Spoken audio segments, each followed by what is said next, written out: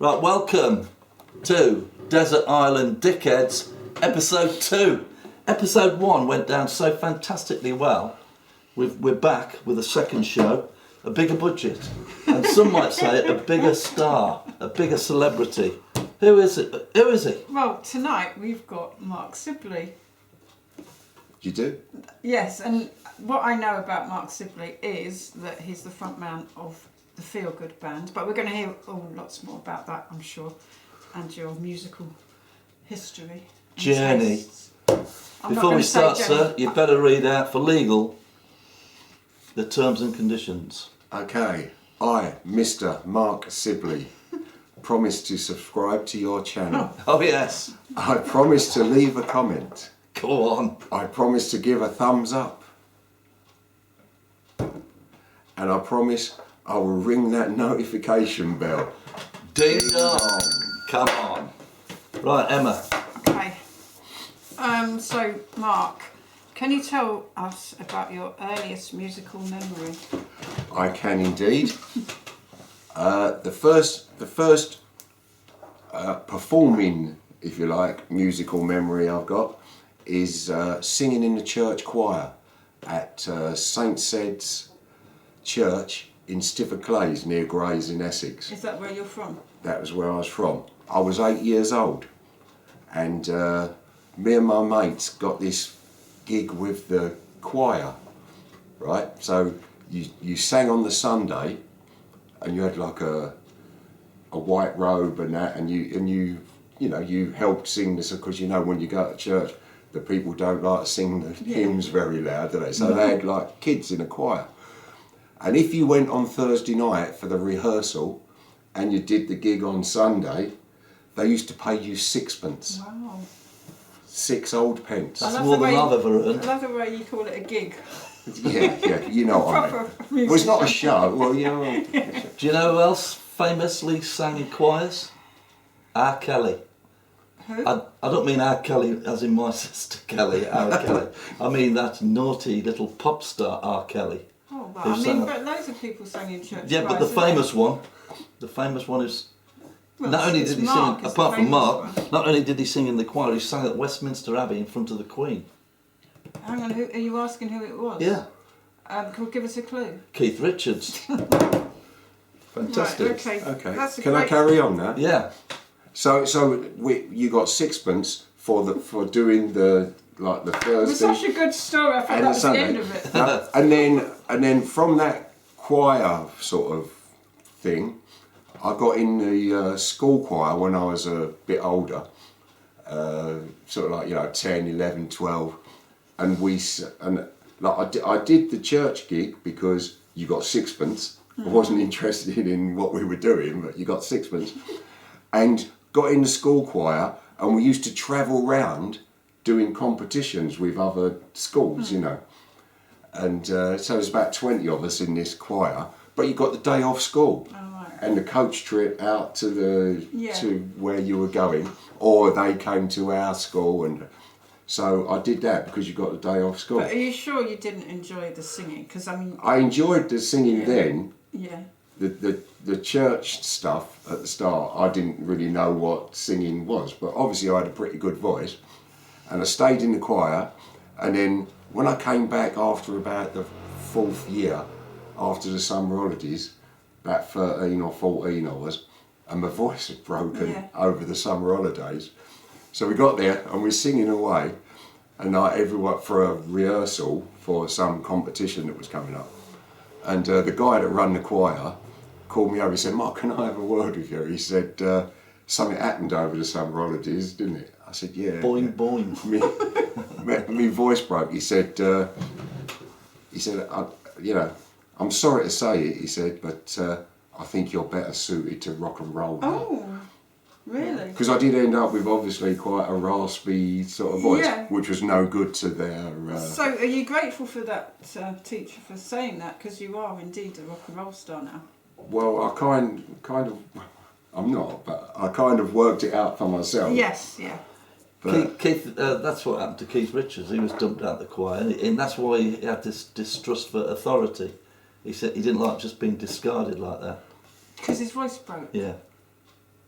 It's interesting. But did I you know wouldn't your call, school? I wouldn't call it discarded. It just wasn't Yeah, suitable. because some boys would be invited to stay in the choir, would they, if their voice wasn't as raspy as yours? Because you were probably on 40 a day by age 13, I imagine.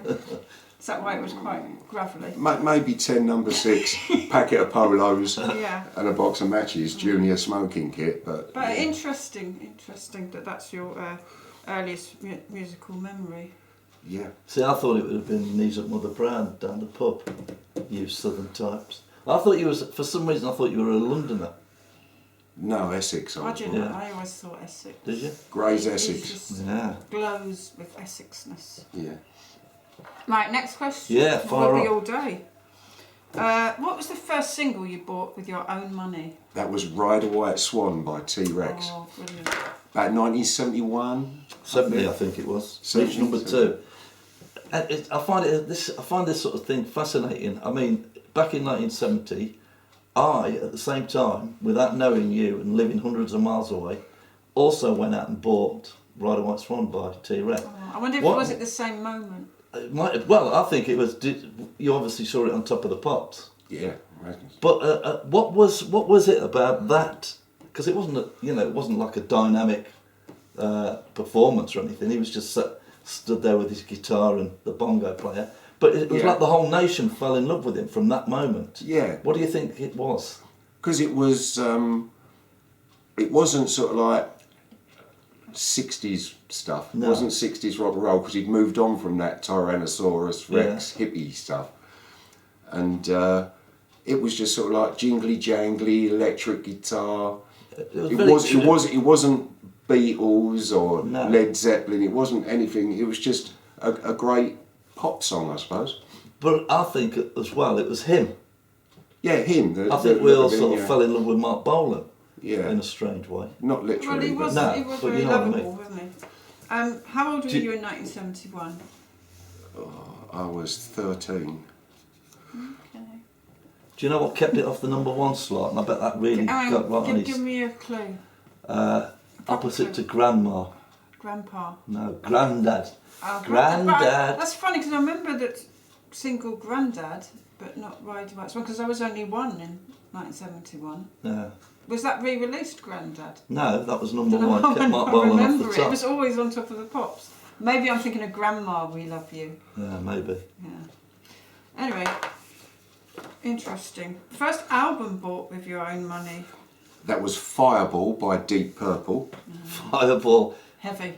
So this I was can before imagine I this was before I bought the T-Rex single, and like my dad had one of those old catalogue things where you paid weekly, like Great Universal or Littlewoods or whatever. Yeah. Yeah. So I bought this album, Fireball, Deep Purple, just because I'd heard some stuff on the radio, and it was like rocky and and the guy was a great singer, Ian Gillan, and so I got this album because you could pay like 8.5 pence a week for a million years. You didn't actually have to lash out the Yeah. £2 straight out for the album. Have you finished paying it off yet? I can vaguely remember Littlewoods. Was it a catalogue? Yeah. You go through the door Yeah. and then you looked at it and then, yeah. Yeah. Yeah, those were the days. And my dad used to sell stuff to the neighbours and that, and he kept a commission off of whatever he What, sold. through the catalogue? Yeah. Yeah, nice one.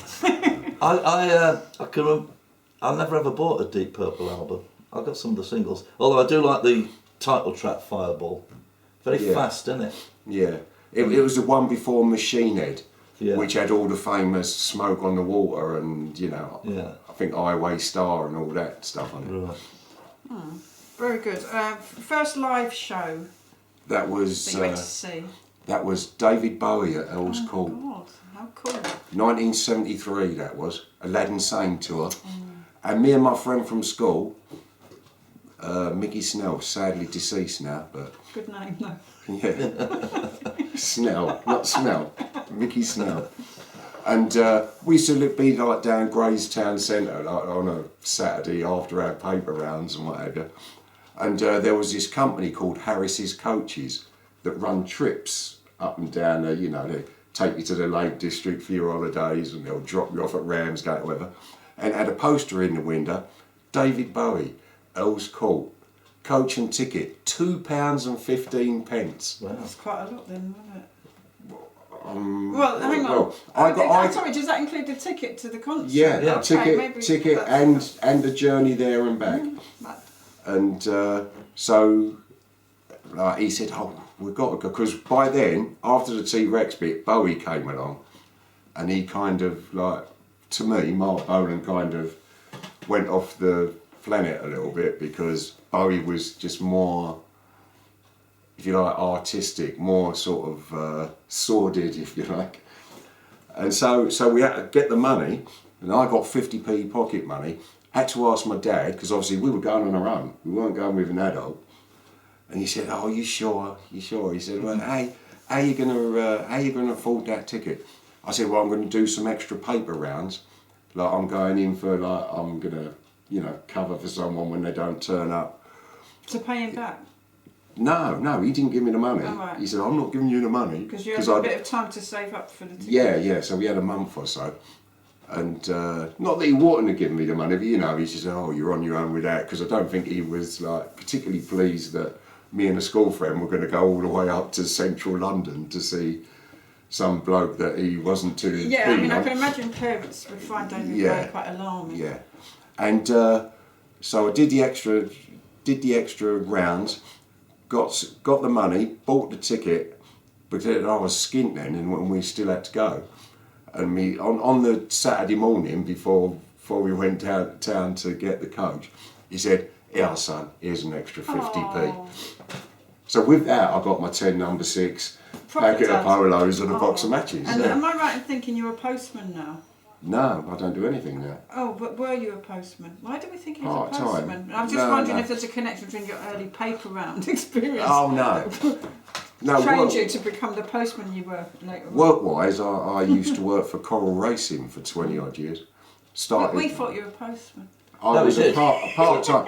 After I left my last proper job, I had a couple of years off and then got into the FEELGOOD Band, but then COVID come along, so I ain't got that much money coming in then.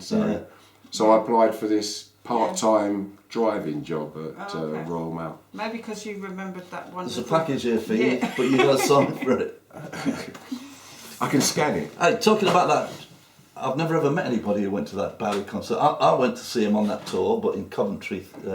Yeah. Apparently it was a complete and utter disaster, wasn't it? What, Because sound-wise, Yeah, sound-wise, and because they'd never had a concert there before. no, I don't know. I didn't know that at the time. That was the very first All I one. know the is- first one at Earls Court? Yeah. So they had an inadequate stage, Yeah. inadequate sound. And he was getting changed behind the drum kit, because you could see him. Because he comes out to do time on the piano, With a different outfit. and all he's wearing is a brown jock strap. Really? And he's Nothing behind else? he's behind the drum kit, taking off all the the silver jackets and whatever, and ends up in this brown jock strap. There was a lot of trouble there. Did you see trouble? I didn't see any trouble. No. I thought you might have started it. No, I was only a kid. My Yeah. first gig was Earls Court as well, but Really? it would have been 83. They'd probably ironed out all the problems by then. Yeah, it was technically it was very good. Yeah, but Stevie Wonder it was, by the way. Ronson wasn't pleased. I remember Ronson wasn't pleased because he kept going back to his guitar amp and fiddling about with it. And you're thinking, now, I didn't think anything at the time, No. but now you know what you know. You kind of realise that he wasn't too happy. Yeah. Yeah, good one. Right, this is a question that obviously Johnny wrote. Would you identify as a teddy boy, mod, rocker, hippie, glam rocker, punk, heavy metal kid, goth, new romantic or soul boy? Before you answer that, I want to take a guess. Hang on, is this now or when you were a No, teenager? when he was, When I first got into music. yeah, when he first What, you got. want to guess? Yeah, I would have thought that you would have been like a stay press. You No. remember that fashion? Yeah. Fred Perry's and all that sort of stuff. No, you mean a mod, really? Well, yeah, but sort of. I think Skinhead. more of a glam, No, not a glam rocker. not a skinhead, not with that haircut you've got there. Fine barnet. Fine hair. Yeah, so talking of that, fine Barnett, I do have a photograph. I identified to start out with as a rocker. All right. And only when I got into my 20s, I suppose, I became what I'd call like a blues boy. So not a mod, not is that a one rocker, of the but options? no, you'll but have to look somewhere that up. in Blues between. boy. Somewhere in between. So I do have a photograph of me when I was kind of a rocker, if you like. Somewhere.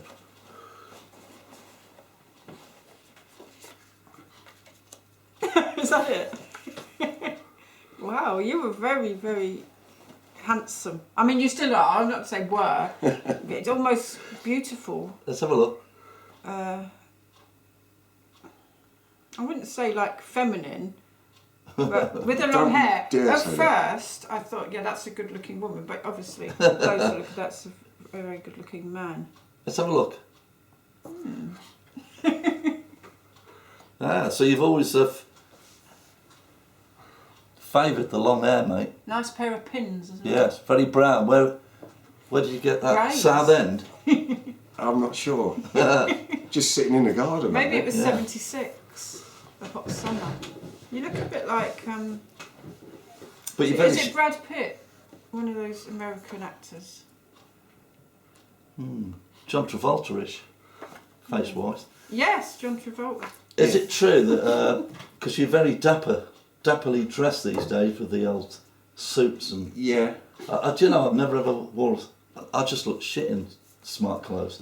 Oh, okay. I like the smart clothes, but I want to look slightly dishevelled Yeah. with it. Well, you So you the do tie's it well. not done up. You wear it well.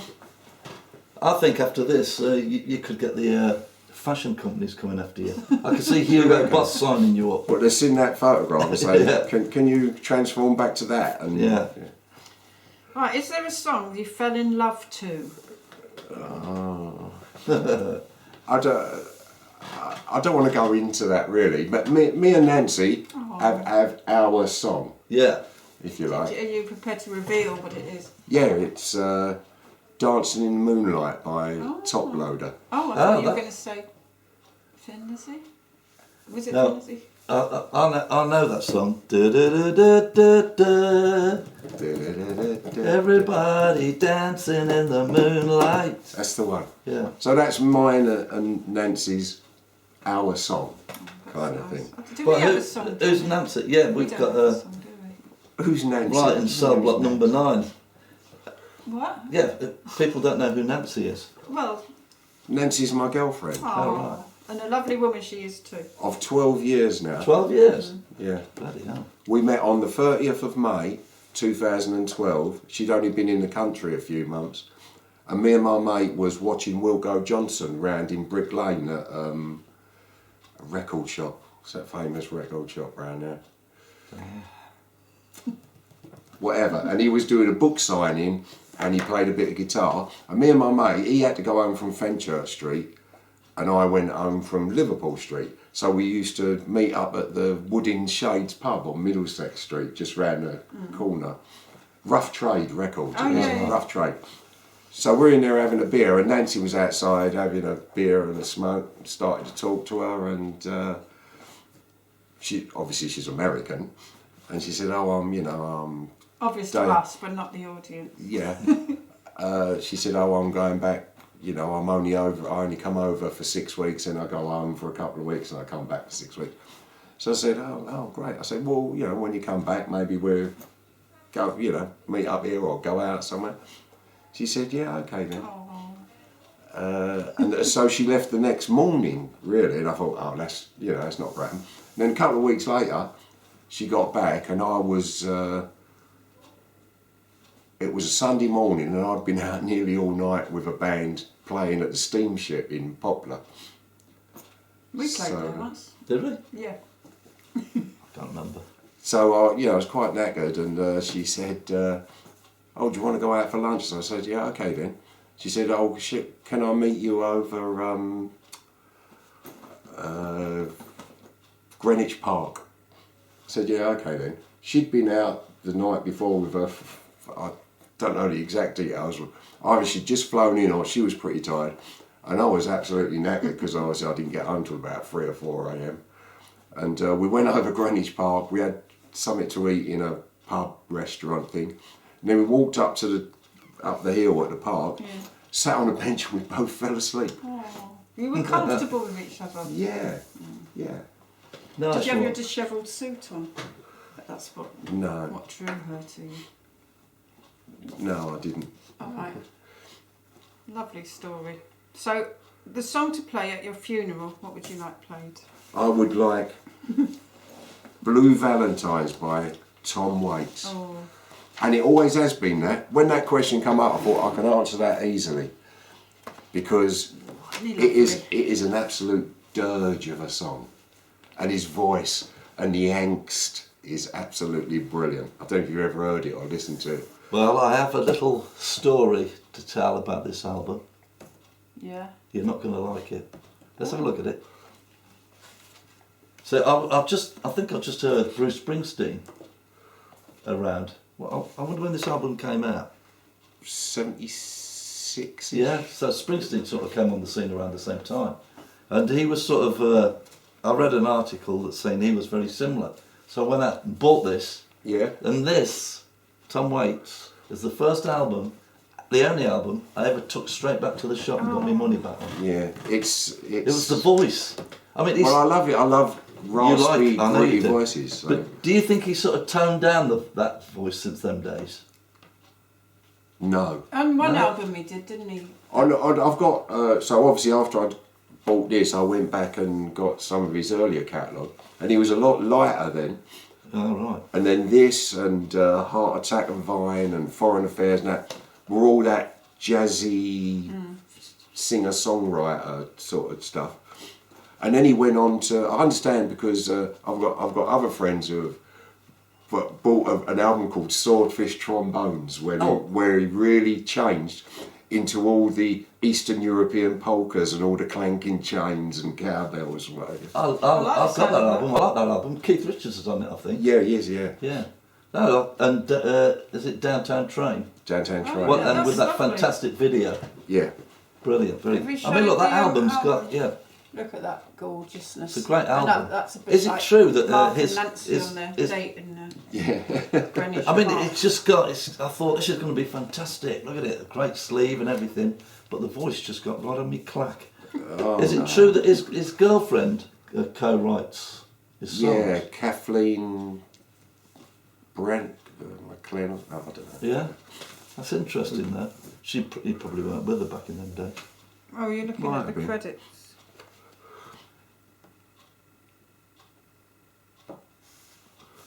I know I she know. don't wear glasses. We could I have got some reading glasses. Yeah.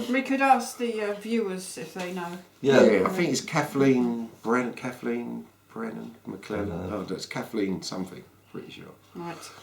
Who inspired you to pick up an instrument? Okay. Going back to another school friend of mine, Mickey Berkey. Mickey. Drummer at the time, and he eventually went on to be the drummer in 9 Below Zero. Oh, right. So he made quite a name for himself. But he was a great musician, and he could used to go around his house, and his dad had this annex thing on the house, really big house, and we had drums in there and guitars, and he had an old Joanna in there, and he used to knock out this boogie woogie on it like it was nothing. What, your friend? Yeah. Yeah, and we're just sort of steaming along like Jerry Lee Lewis, and he could play guitar, brilliant, absolutely brilliant drummer. And so he showed me a few chords on the guitar. So I could still sing pretty well then, but not, I'm sort of 16, we were 16, 17 or something. So he played in a band called Warrior that was led by a geezer from Southend called Roy Mette. So he was out doing pubs, local gigs. And so he showed me a few guitar chords, and we had a guitar player, no bass player, so it's like me singing, this guitar player and him on the drums. And all our schoolmates used to come over on a Saturday afternoon and we used to do a gig for them. To the house in this annex. And we're knocking out Rolling Stones, honky tonk women and... And were you like the natural singer? the church. I was, yeah, but obviously I was very inexperienced. So well, apart from the church and the school choir. yeah, but it's different when you're stood in front of electric stuff, isn't it? No. You got to try and get it across, and yeah. Well, And I've never used a certainly, microphone or honed anything. your trade now. Yeah. So he taught me some guitar, so I kind of developed that and became a sort of a half decent guitar player because I wanted to write songs. I had some lyrics in that, and I wanted to know the chords, how to That's why get I know there. it as well. Yeah. And then so that was the guitar. So I was like a rhythm guitarist, singer in sort of you know, bands that did Stones, Who, bit of Led Zeppelin, and you know, and but obviously I didn't play harmonica then. No. But I was just beginning around that time to get into like some of the older blues guys like Muddy Waters and Little Walter and all that, and they all had these like great guys playing harmonica, and we had like a group of friends, and we used to go up to the Marquee and the Nashville and Open Anchor, and then I was at the Bridge House in Canning Town one night, and there was this band called Salt came on, SALT. And they had a singer who was called Little Stevie Smith, who is him. Little Steve. And he was, I'd seen Dr. Feelgood supporting Hawkwind in 1974 at the Kursaal in Southend, and so he played a little bit of harmonica, but it didn't really. You know, he's more of a front man. Yeah. There was little bits of harmonica in it. But this guy, and after I bought like the first Dr. Feelgood album, you kind of researched where those songs came from, and that's where you got Chuck Berry from, and you know. And so I went to see this band, and this guy is doing it like the same setup as Dr. Feelgood, but it's blues. It's not that punky, you know, in your face sort of stuff. It was like proper blues, and he played the harmonica, and he sang, and he had a guitarist and a bass player and a drummer, and it was great. And they did old blues songs, but in a more sort of like modern way, and wrote some of their own songs that are on there. And I said to him, I remember saying to my mate, that's what I want to do. Like, because I was doing the guitar, but I would never have been able to get a job in a band as a guitarist. All those lead breaks and that, couldn't do that. So I thought, well, you know, my singing was getting better by then, and I just thought, I want to do that. I want to do that harmonica bit as well. So I bought this. I bought a record by Muddy Waters called I don't know if it was I'm Ready or no, Hard Again, and it had Johnny Winter on there playing the guitar with the Muddy Waters band. Bought a harmonica and stayed in my bedroom for 2 weeks till I could play along with some of the songs that were in the right It's got key. to be in the right key, isn't it? That's what I learned as well. Yeah, and it was like getting that second, you know. So I bought a C and a G, 2 harmonicas. They were like $3.99 when I first bought one. That was for a Hohner Echo Super Vamper, which is like a marine band now. And so I had like a C one and a G one, because like working out on the guitar, a lot of the songs were in G, Yeah. A and E, most of them. So if the song's in G, what harmonica do you use for the blues? For the blues, that's second position, I use a C. So that's a fifth above what the band are playing in. So we have. And then also that C, now I know, Yeah. you can play D minor, which is a third below what the band are playing in. Yeah, it's like trial and error, isn't I've it? got a question. Just how little was little Stevie? He was quite. Was he? So he wasn't one of those little. It wasn't but an he was like ironic 8 name. foot tall. Yeah. No. Did you know that he came runners up in the world champion harmonica competition? Who did? Did he really? He did, yeah. Yeah. We haven't mentioned that Mark is a brilliant harmonica player. Best I've ever seen. Yeah. Absolutely brilliant. Yeah. I'm a singer who plays a little bit of harmonica. Wow. Not a little bit. He also played with Bad Manners. Yeah, I know. Yeah. Later on, that's after all this was supported over. Bad Manners once. I don't know if he was playing. So many little connections. It's like a, Like a web. isn't it?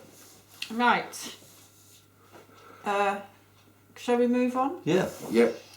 What's your proudest musical moment? Easily the release. I was in a band called the Nightflies, and we made and recorded 12 of our own written songs.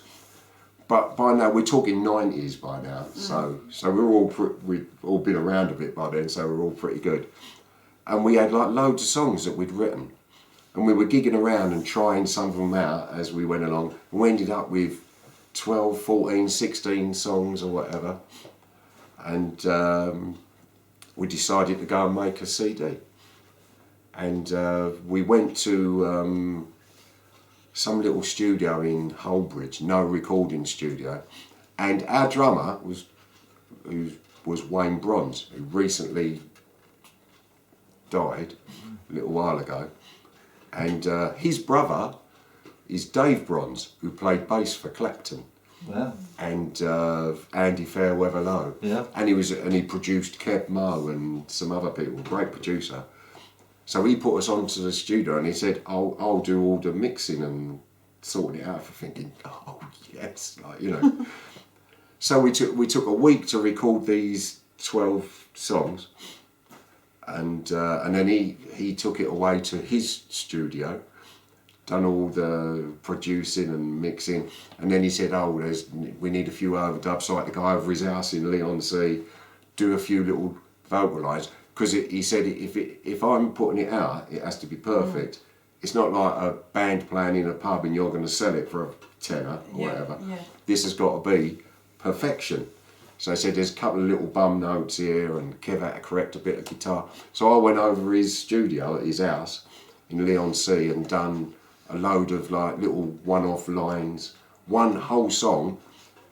He told me to sing it in a lower register. He said, I think it'd sound better if you like, because when we recorded it, the song had electric guitar on it, and I was singing it in my normal sort of register. To be loud. Yeah, because there was electric guitar. So, and then I said to Kevin, I think that'd sound better if you get rid of all the electric guitars and just do it on an acoustic.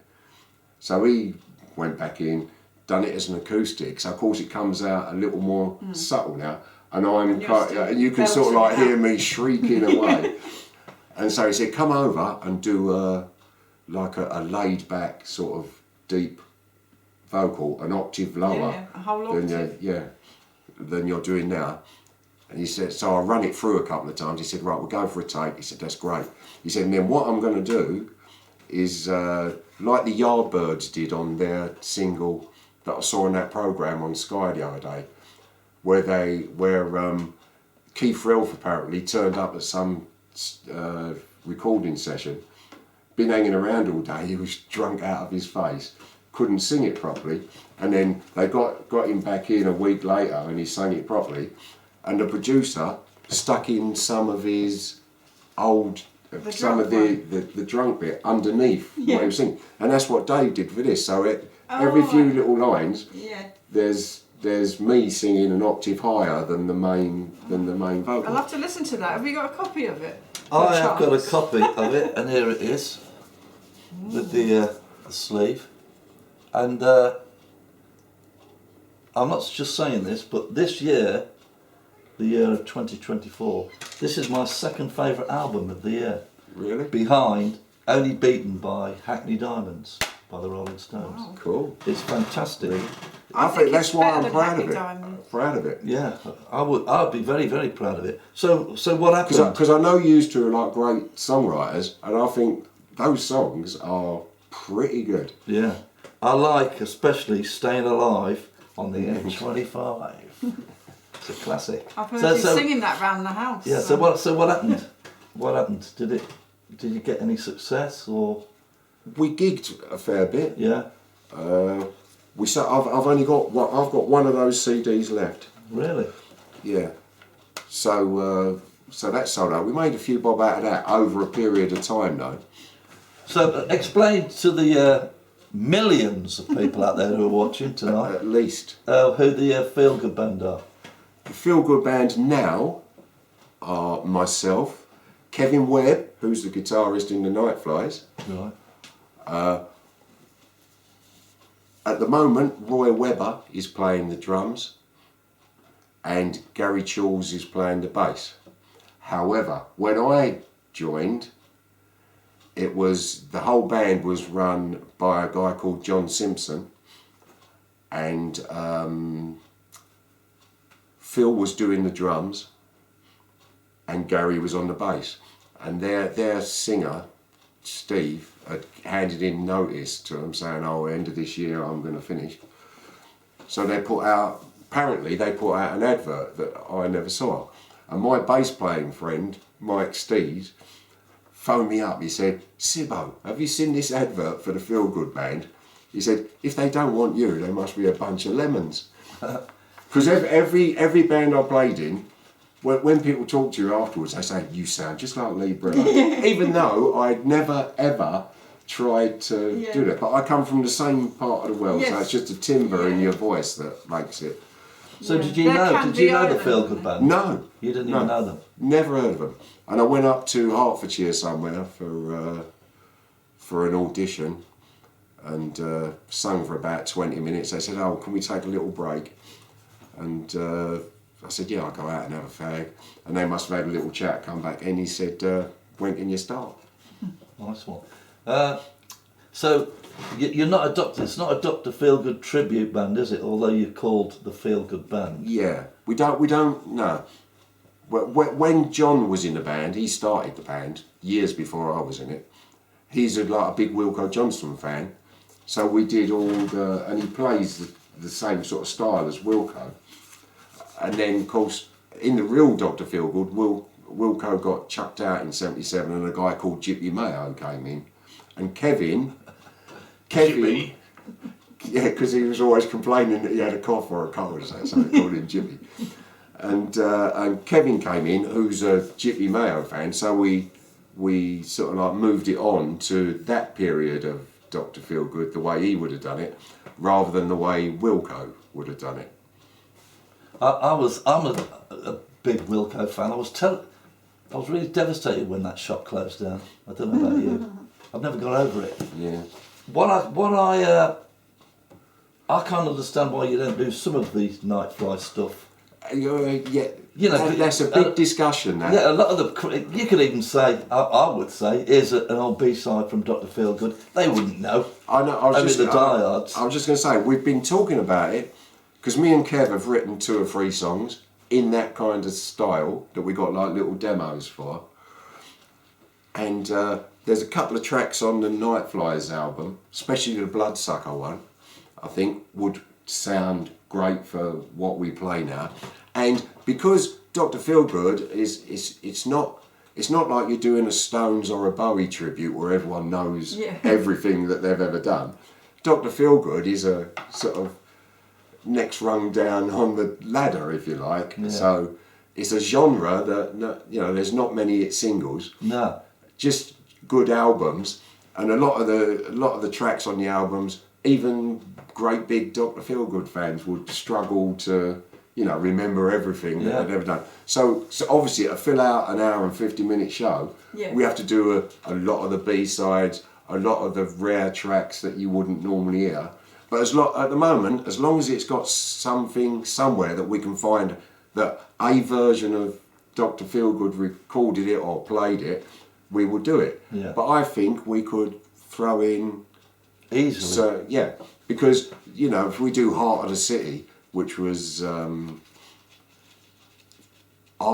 one of the newer incarnations of Dr. Feelgood, Lee was still doing the singing, and we do that one, and we do another one off that same album, which was done shortly before Lee died, really, a year or 2 before he died. So they're nowhere near. If you just turn up and you know Roxette and Milk and Alcohol and Riot in Cell Block Number 9, you might not know the couple of 3 or 4 of these songs. So I reckon we might be out of slot.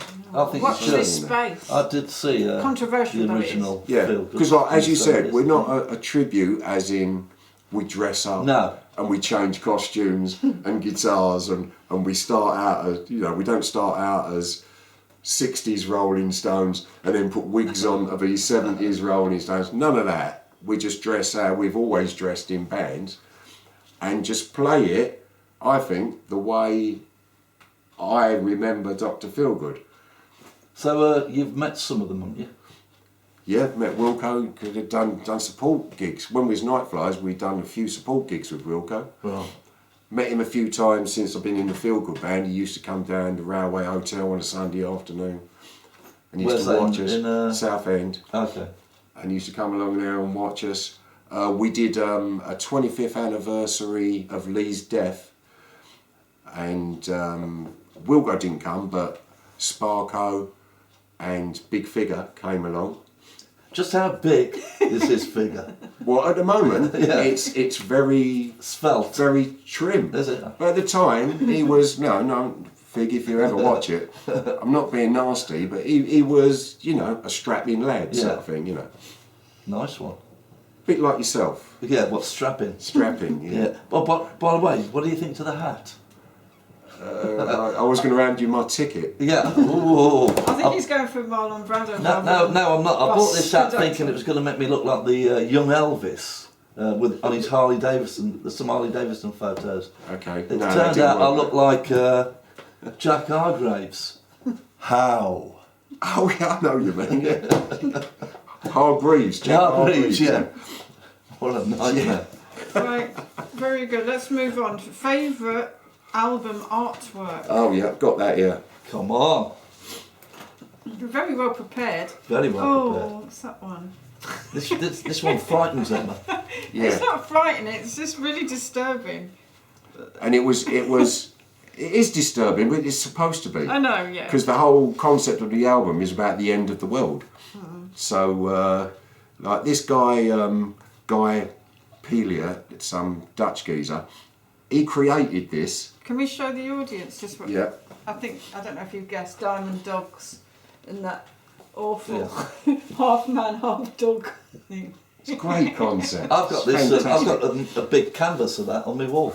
Yeah. Yeah. And when he first did it, this, what's his name? Guy Pelia, I know he's a Dutch geezer. The original one had the genitals on it. Alright. And of course, Yes, our I've heard that. RCA are not going to let that go out. Was it a dog's genitals or the human one? Or a bit of both? I don't know, I've never seen it. Because the, I've just read. Has Sort of anybody turns- ever seen by- it? by the has time it gets to that has anybody area, got that? he turns the into a the dog. dog's bollocks. I was version? gonna say the dog's bollocks one is worth about $6,000 if Is you've it? got one. So they were obviously some got sneaked out somehow, but they're very, very rare. I know this is very controversial, but to me, this was his last good album. I mean, he came out with some great singles. It was and individual tracks. last of the main man, Tony Visconti, sort Yeah. of glam rock, if you like. That was It's my last favourite of the period. glam rock. Yeah, mine too. But he has made other. Oh yeah, he's made Great some great albums, tracks, but I don't think he's made a full album. You know, like Ziggy Stardust. They were every track's a Oh winner. yeah, but Every track's a obviously winner. he moved on to a completely different thing. So you wouldn't get anything like No. Ziggy. It's a big subject and a difficult one. Very difficult. When Bowie stopped producing good albums. I'd say he never did. Never stopped, I mean. Favourite all-time band or artist? It's such a hard question, that. Or maybe not for you. That's a guy called Webb Oh, Wilder. it's not for you. Webb Wilder. Webb Wilder. I must He's admit, like- I've never heard of Webb Wilder. He's an alternative country artist. All right. And that, if we're doing it as Desert Island Discheads, Yeah. that CD is my one Desert Island disc. If I could only take one, it would be that. What sort of music's this then? It's like alternative country rock, but he's well into his like British 60s stuff. Yeah. So sometimes he covers songs by Small Faces, Ian Hunter. Ooh. Are they from England? Or No, America? They're American. Hattiesburg, Mississippi. Really? How do they sing, Well, he sings. Once again, it's the voice that drags me in. He's like a drawly southern Tom Waits. All right. There you go. If you've never heard of him, I must check him out. And just to follow up on that, probably comes under the memorabilia bit. But as we're talking Webb Wilder now, We can merge those two questions. yeah. Oh, I don't think I bought it anyway. I was going to bring a CD that I got signed from America, by Webb Wilder. Right. And I kept the package because he'd handwritten the package. Oh. That looks like a very English peg, though. That. Yeah. Yeah, that's what I thought. And also, did you say Small Faces? He does that, and I can't he imagine that done loves in the an Stones. American accent. The Small Faces, but yeah. Yeah, but Steve Earle does Rolling Stones. Yeah. Yeah, but Rolling Stones sing in a fake American accent, don't they? Well, we all do. Well, you don't. Well, no, I Small do. Faces don't, and I don't. They do. Well, Stevie Murray, he liked to put that Sunday Yeah, I'm supposed to be thinking of that afternoon. song. But then when you get to the last verse, he turns back into the American does voice, he? doesn't he? I think the rest of the band really didn't like him doing that, that Cockney thing. Yeah. But great records. Next Right. question. Any more memorabilia? Because that is the next. What your a favourite precious, bit? precious bit. Yeah, favourite piece of What memorabilia. precious it says here. Does it say precious? It does. Yeah. Wow, I've never heard you use that word until today. that's why I was shocked. And you spelt it right. Best harmonica player in the world, Charlie Musselwhite. Signed my Oh, little Charlie thing that said- Musselwhite. That's another one you're all going to have to look up. Well, not all of you, obviously. And that is the man. Oh, there he is. Look at that, he's got a big harmonica. Very big harmonica.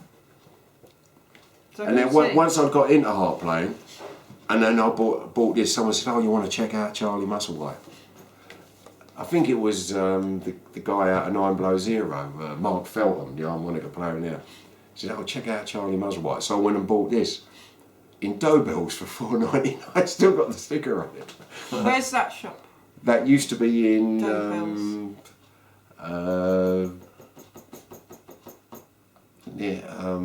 Christ, I can't think of it. Just off of Tottenham Court Road. Oh, right, in middle of London. Yeah. Right. And then that's how I learned that you can still play some blues in first position, like you use, like you play C on the I C do, harp. yeah, that's all I know. So, and there's certain, I learned certain little ways where you can get some And blues does Charlie out of it. do that then? Yeah, and that's Me where and Charlie. that's where I learned third position as well. Yeah. Like the minor blues. I'm thinking, how do they do that minor? Because if you I've play never third, heard of that before, but you've taught me something. So if it's Yeah, a minor, actually- you go down 3. yeah. Do you? So like for first position, you're blowing hole number 4. Second position, you suck hole number 2 as your root That's notes. very technical for me. And third position, your root notes are suck 1 and suck 4. And you I can think I do that naturally, because when it's minor, you suck, don't you? yeah. It's near third position is Hard called to it's talk called about it draw without position as sounding well rude. because there's a lot of. What we're talking about? It's Yeah, technical. well, we're getting Harmonica. people are See, getting I bored. play really basic harmonica, like a bit like Bob Dylan did. No, and Johnny you- always upsets me by saying it's my best instrument, and I play like fiddle, banjo, guitar, No, I think piano. I think And he compared says, to Bob oh. Dylan, he's quite. Yeah. Yeah, but Rubbish. I know, but to be better than Bob Dylan at He the looks very. harmonica isn't. He looks such a like good he's. thing. He only does it part time because he's got his his cafeteria to run during the day. Right, that's great. Recommend something, please, that you have discovered lately Oh, by to the our way, viewers. yeah. Before you answer that, did you know? Apparently, he was one of the inspiration behind one of the characters in the film The Blues Brothers. Oh right. Okay. Don't know how true that is. I don't see why anyone would lie about Can, it. can we still carry on with the memorabilia? Oh, Yeah, okay. you got some. Yeah. I'm a great memorabilia fan. So, a little while ago, I was in. Me and Nancy was in the States, and we went to see the Fabulous Thunderbirds. Who Kim Wilson is my second favourite harmonica player. And we went to see the Fabulous Thunderbirds somewhere near Salem, Peabody in Massachusetts. So I bought a CD, and there's all these people queuing up to get it signed.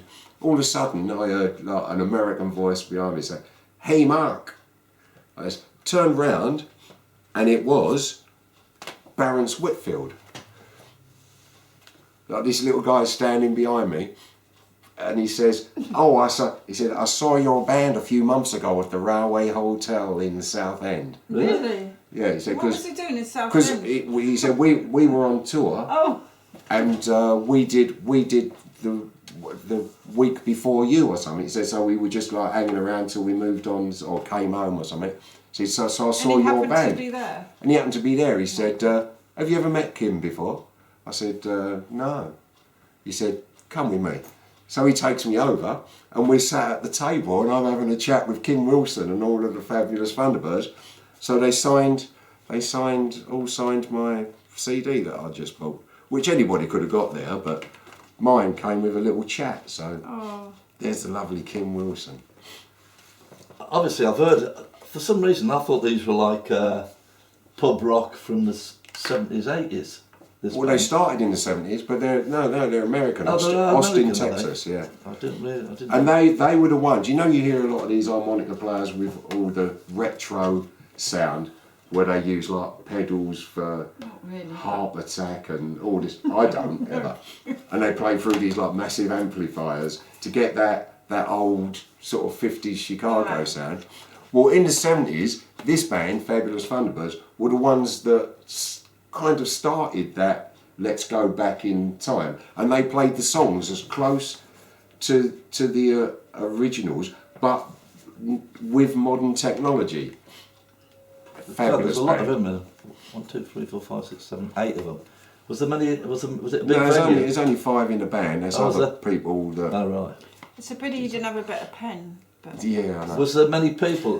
Was it a big venue? Are they still It pulling them was. in? It was medium size. Yeah. And it was only $30 for a ticket, so you know. bucks, you say? Books. Is that $1? 30, Yeah. sorry, $30. That's what I've never been to. Actually, living with Nancy, see. I now have ground pork and not minced pork. Ground. Yeah, ground pork, ground beef. Oh. Very international. Yeah. Right, well, thank you for sharing your memorabilia and everything Yeah. else. We're on to the last question. Oh, is it? Yeah. Shall I move Oh, on yeah. to the last question? Something I've Yeah, recently something you can- discovered. or something Yeah. else you can recommend. I bet this is something you've recently discovered. Yeah, Coulter Wall. I sent Coulter you. Did you watch the I video? did, yeah. And Coulter Wall. The voice. No. Yeah. The Another voice. voice of. And this kid looks about 12, doesn't he?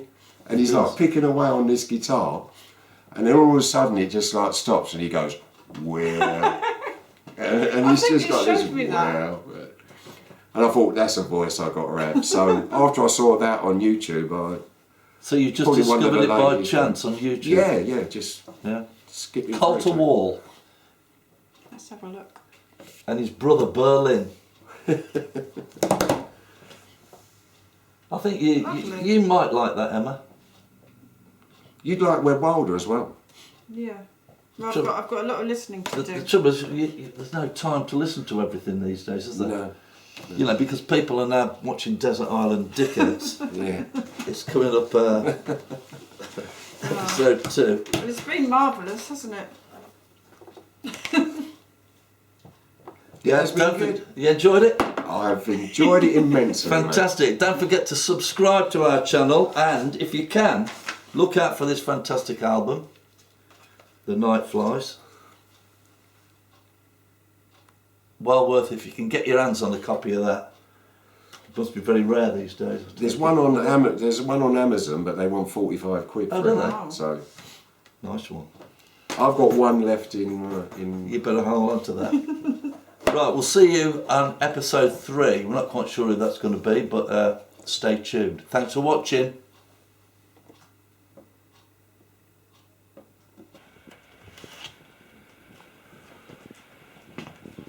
So excited to have Mark on the show. I forgot to give him the Desert Island Dickheads fridge magnet.